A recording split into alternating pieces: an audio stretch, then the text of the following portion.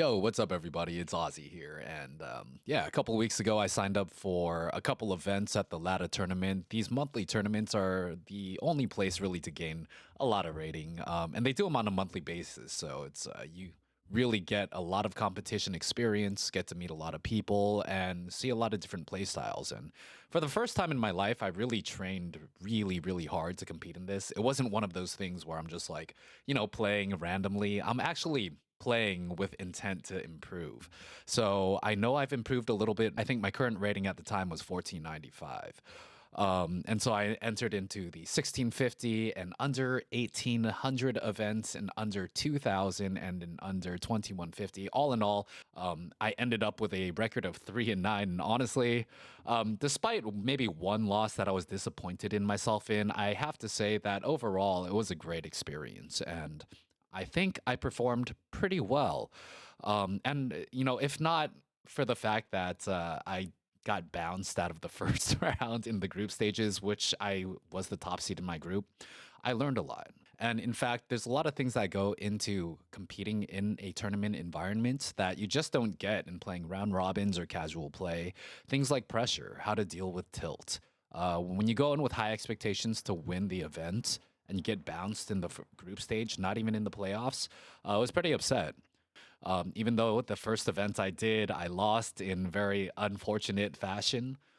In my next events, I went in there with a much more positive attitude, and I came out on top, even though, you know, losing record. But at the end of it all, I ended up gaining ratings. So yeah, really fun experience. I'm going to be competing more.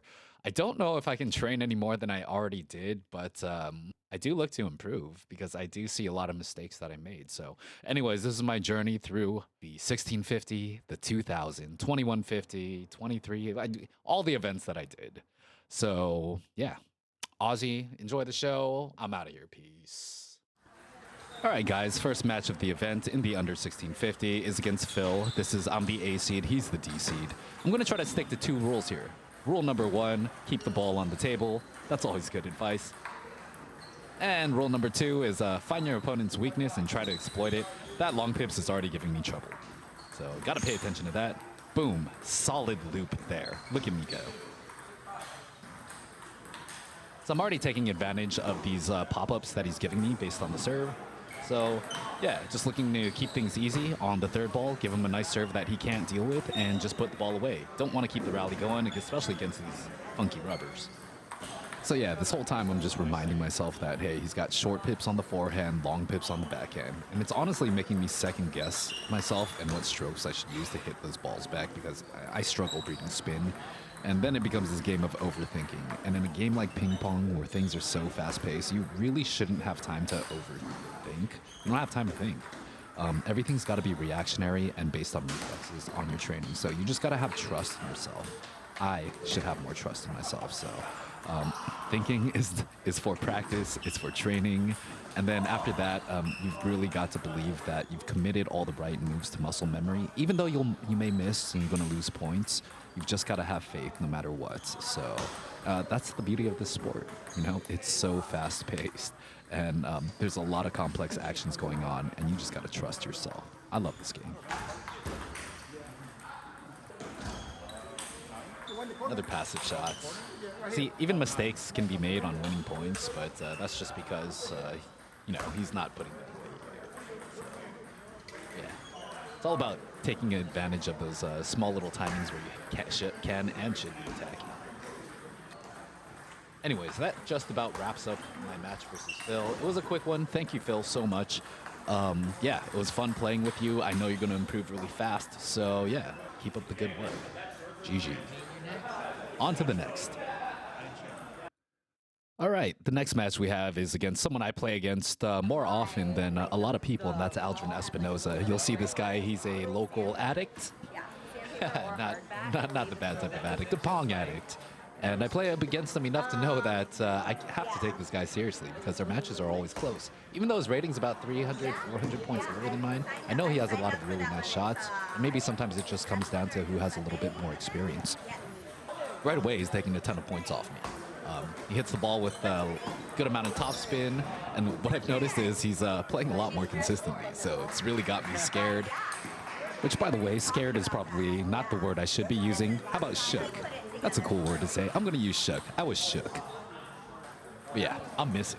I'm going for things, and that's okay with me. I'm going to keep going for the shots because I know they'll start landing. And I do end up taking that game one, but, you know, none of the points were impressive. So, yeah, I'm just like it's going to look like a Aldrin highlight reel in game one, but I did win it.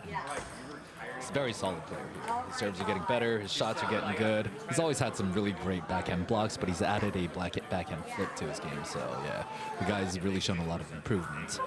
Luckily for me, he does start missing loops. So once I saw that, I was like, okay, maybe I can slow it down and play a little soft to him, which I don't like doing because, again, these kinds of things don't work at higher levels, like playing soft and stuff. But, hey, a win's a win, and I'm going to take it no matter how I have to take it. That's just playing smart, right? There's a difference. Anyways, game 2 in the books. Yeah, again, I think he's a little tired because he had just played a match right before this one. So, yeah, we're a little bit older and we get tired. So what? What you going to do about it, man? Look at that. Dude, Aldrin's got some nice shots. If he keeps playing, I'm sure he'll get a lot better. I think it just comes down to getting a lot more match experience in and a lot more playtime with some partners who are at or a little bit above his level.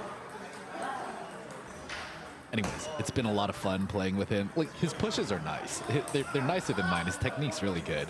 He's just missing shots. Like, hell, I'll take the win.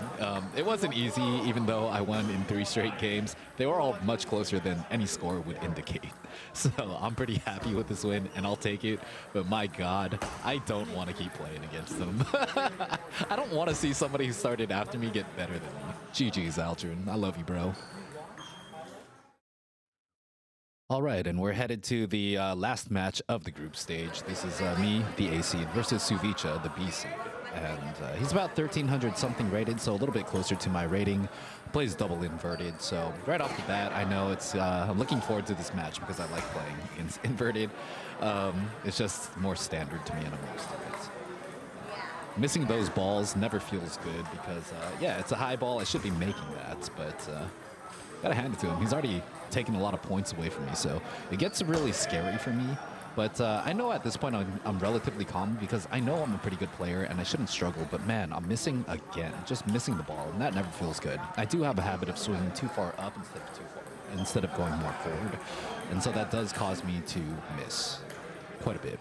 And I think right off the bat, he's taken like an 8-1 lead. So, you know, it's funny enough, I'm not panicking here, but I'm not in a good spot either. So I start firing back. I'm attacking. I'm just going to go for it. And I start to mount a comeback here versus Suvicha. He's a very good player, very stable, and hits some really nice shots, keeps the ball on the table. And that ended game 1 right there. I know I felt good. I went for it. I think the score was like 11-8 or something. So I did come back, but he did take that game from me. So not too scared. You know, game 2, I figured, you know, I can learn something from it and I'll come back. But man, this guy really just does block the crap out of every ball. And yep, he puts the ball away. So now I'm starting to panic. I'm like, this guy can play. And Suvicha, if you're listening to this, if you're watching this, really good match to you. Good player. Couldn't quite figure it out. I'm glad I could take some serves off him, and yeah, he really rips those serves long and deep. Should be able to attack those a little bit better, but again, I'm missing a whole ton here.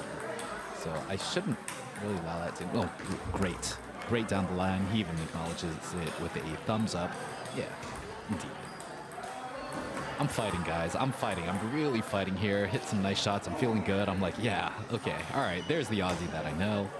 But again, he's playing this push game. And that push game gets me nervous because his pushes are nice. Nice enough to that, like, I don't want to loop. And I'm playing that part in my head that says, hey, you're a chicken. But I think I got to have a little bit more confidence in going for that shot because, yeah, it just doesn't work out. That ended game 2. I lost game 2, so no good. Went to get some coaching from my friend Frederick, which I should have done after game 1. He's like, you're not moving your feet. You're not moving your feet at all. So right off the bat, I make a habit of trying to move my feet more. No offense to Aldrin or Phil, but it's not something that I was really focused on in games 1 or 2. So now I'm like, okay, quick feet. Lift them up, get into better position to hit nice balanced shots. Maybe your shots will go in. Also, he said I wasn't taking my time between the points. I was just kind of tilted in going through them. And if I look at the replay, it's true. I just kept serving. I was extremely tilted from playing this guy. And this last game, I was going for everything, just going for broke. And I ended up going broke. Yeah, he smoked me in this last game. Score was like 11-3 or something. But man, that felt good. I was really happy about that because I made the right play. I just missed the shot. And swing and a miss, a huge whiff to end the game. And that's the end of 1650. I expected to win this whole event. I got knocked out in group stages, and that didn't feel good. I was bummed. I was really saddened. But I got a couple more events. After that, I've got the 2021-50 coming up, and I just want to play. Lower expectations there. I hope to steal a game from one of the higher rated players, just to get some more rating points before I head into the US Open.